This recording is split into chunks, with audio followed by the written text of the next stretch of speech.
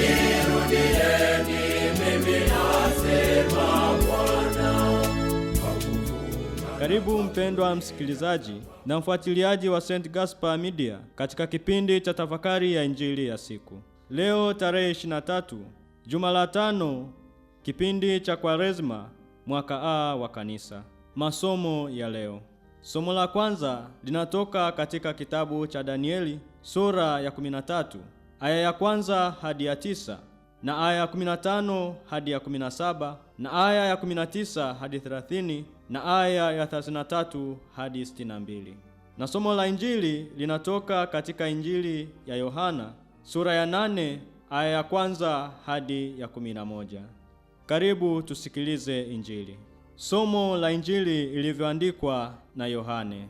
Walikwenda kila mtu nyumbani kwake, naye Yesu akaenda mpaka mlima wa Mizeituni. Hata asubuhi kulipokucha, akaingia tena hekaluni, na watu wote wakamwendea, naye akaketi, akawa akiwafundisha. Waandishi na Mafarisayo wakamletea mwanamke aliyefumaniwa katika uzinzi, wakamweka katikati.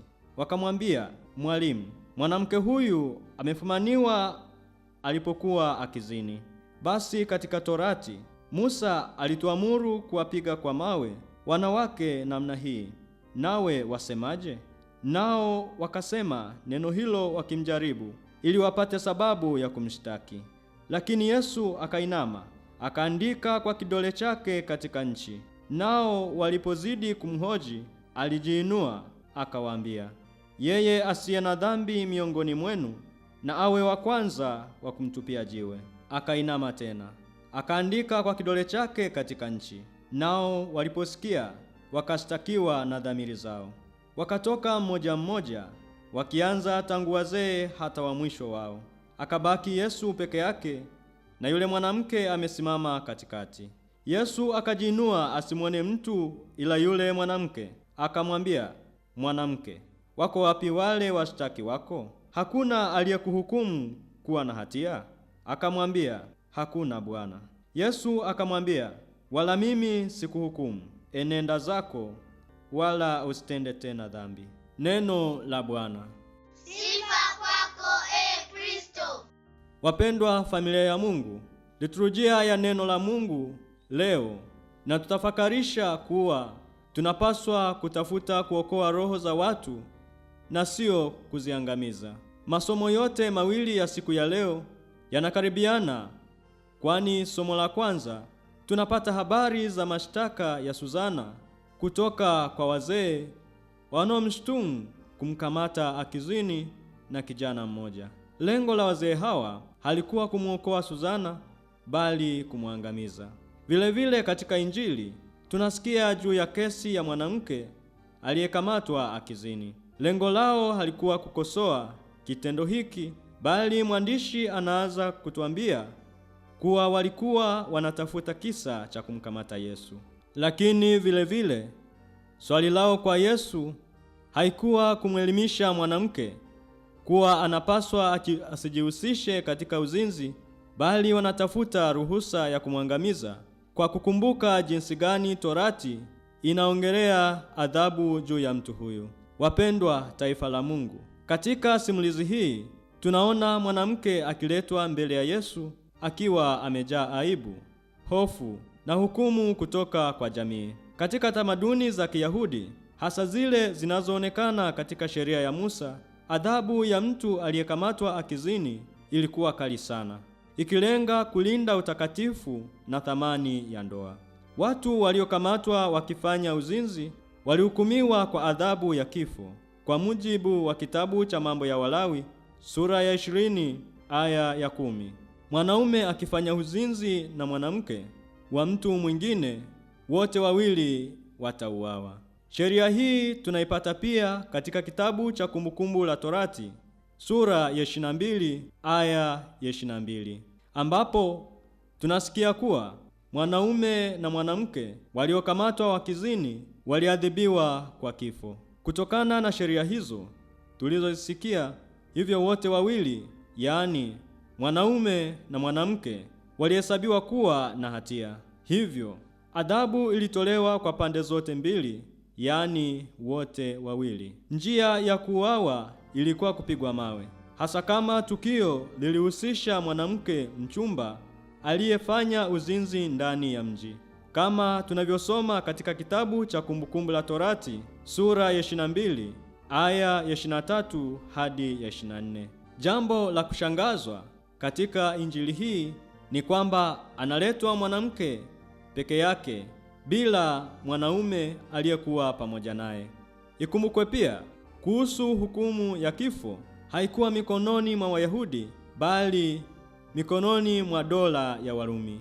Sheria hii ilikuwa imeanzishwa na dola ya Kirumi, wakilenga kudhibiti uasi wa Wayahudi uliokuwa unafanya na kikundi cha watu kuua wale wote waliokuwa wanashirikiana na Warumi. Warumi walitaka kudhibiti uasi na kuhakikisha mamlaka ya mwisho ya hukumu ya kifo inabaki kwao, si kwa Wayahudi.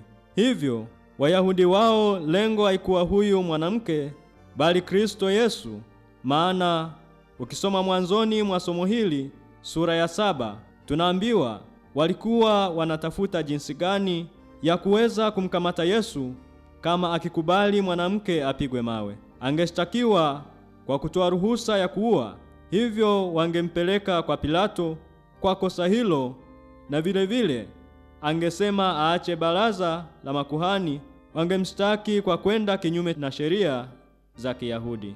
Kwa lugha ya kisasa twaweza sema kuwa waliokuwa wanamweka kwenye mfumo wa kuwa mtuhumiwa kwa jibu lolote atakalotoa ili wamwadhibu. Wapendwa wana wa Mungu, hata sisi katika maisha yetu ya kila siku tunazunguka hapa na pale tukitafuta kuwaingiza watu katika mtego ili wakishaanguka huko waweze kuadhibiwa kwa kosa hilo ambalo sisi tumetengeneza mazingira ili mtu anaswe mtegoni.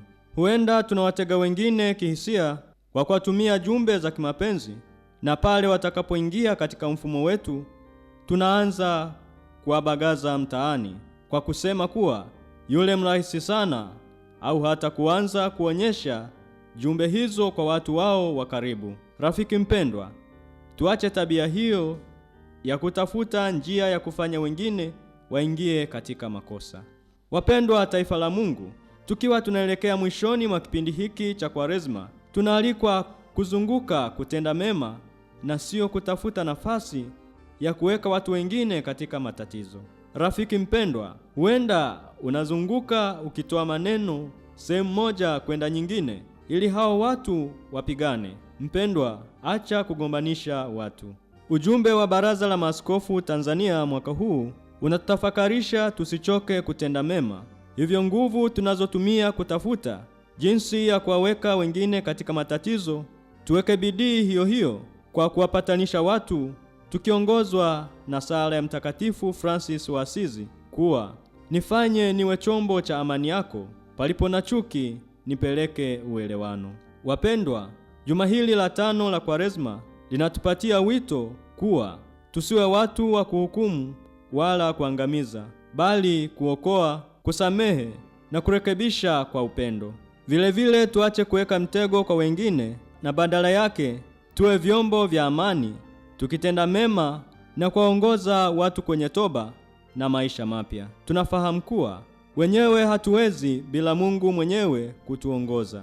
Hivyo tuombe neema ya Mungu ili iweze kutuongoza katika maisha yetu, yasiwe ni maisha ya mtego ya kuangamiza wengine, bali yawe maisha yanayotangaza uso wa Mungu hata kwa wale wanaoonekana wakosaji katika jamii, kwani wema wetu unatosha kabisa kuwaongoa katika njia yao mbaya, kama Yesu Kristo alivyoonyesha huruma badala ya hukumu.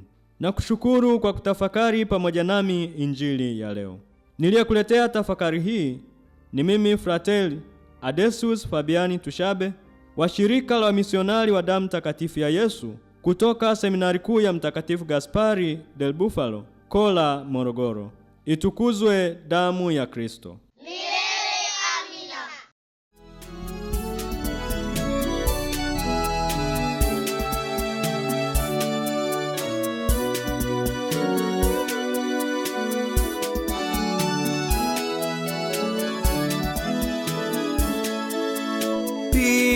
Pigeni tarumbeta katika Sayuni, kusanyeni wazee, kusanyeni watoto. Nirudieni mimi, asema Bwana. Nirudieni mimi, asema Bwana. Nirudieni mimi, asema